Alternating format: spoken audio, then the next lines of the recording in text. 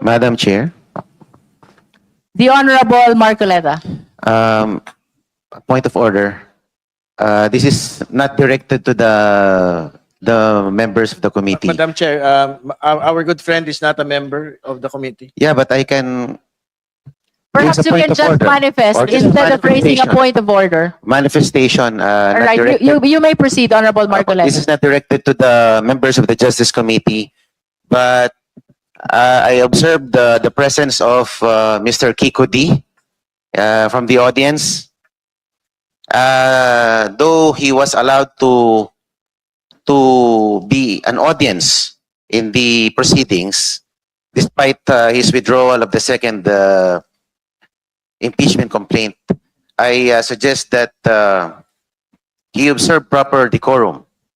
Because if you will remember, May we know the action of the Honorable D or Mr. D, which is not consistent with decorum?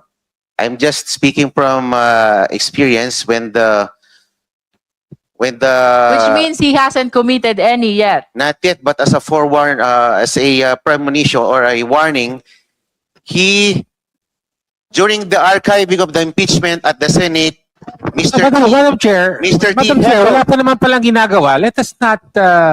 Point of order. Let us wait until he finishes and then Can I you will just be allow me to recognizing it. finish? During the archiving of the impeachment, Mr. D booed and made a gesture of thumbs down at the VIP gallery of the Senate. All right.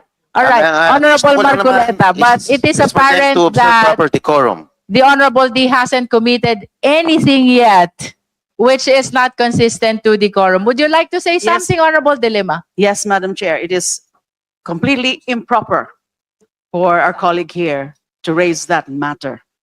And he has not cited any act of misconduct or misbehavior on the part of Mr. Kiko D.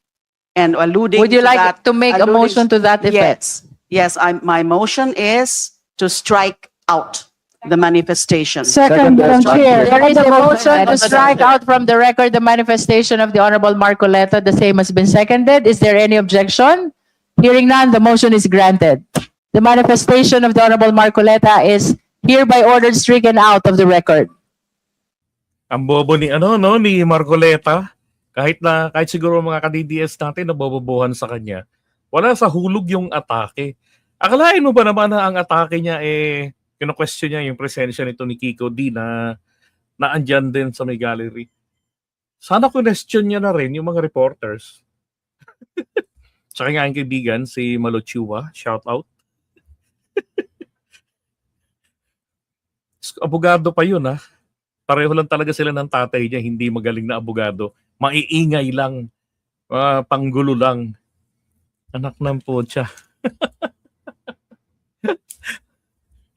Ay, yung ginawa ni Kiko di talaga na kabastusan sa Senate ng yung impeachment dahil nag-thumbs down siya doon sa gallery.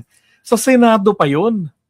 Di ba? So, naghanap ng butas ang mama, yung mismong butas na kanyang ginamit, butas din. Di ba? Not applicable. Sus Mariosep. Alam niyo, tutusin, mas matalino pa sa kanya itong NPA, itong si Kulot. Pareho silang abogado. Ito, abogada. Mas matalino pa sa kanya. Actually, maganda yung paliwanag niya kanina. Nag-agree nga ako dun Pero itong anak ni Marcoleta, anak ng putya. Teresa Sutherland, pabor ka ba doon sa anak ni Marcoleta? Para wala sa hulog, di ba? Lumilipad yung yung isip Hindi mo